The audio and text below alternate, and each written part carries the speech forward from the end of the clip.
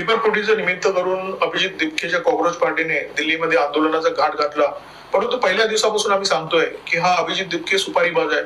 कारण कधी काळी हा आम आदमी पार्टीचं काम करत होता. अरविंद केजरीवाल यांचा अत्यंत खास होता, पिट्टू होता. त्यामुळे अरविंद केजरीवाल यांनी हा मोहरा पुढे करून हे आंदोलन रेटण्याचा प्रयत्न केलाय असा आमचा दावा होता.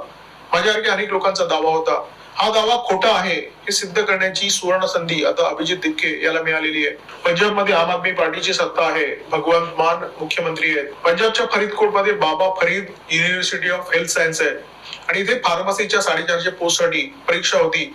7,000 विद्यार्थी या परीक्षेला बसणार होते आणि गेले अनेक महिने हे विद्यार्थी अत्यंत कठोर परिश्रम घेत होते. परंतु ऐनवेळी फार्मसीचा जो पेपर आहे तो फुटला आणि ज्यांच्या राज्यामध्ये हे घडलं त्या राज्याचे शिक्षण मंत्री हरजोत बन्स हे दिल्लीमध्ये येऊन धर्मेंद्र प्रधान यांच्या राजीनाम्याची मागणी करतायत. म्हणजे त्यांनी काय केलं पाहिजे होतं, त्यांनी आधी स्वतःचं तोंड काळं केलं पाहिजे होतं. त्यांनी राजीनामा दिला पाहिजे होता.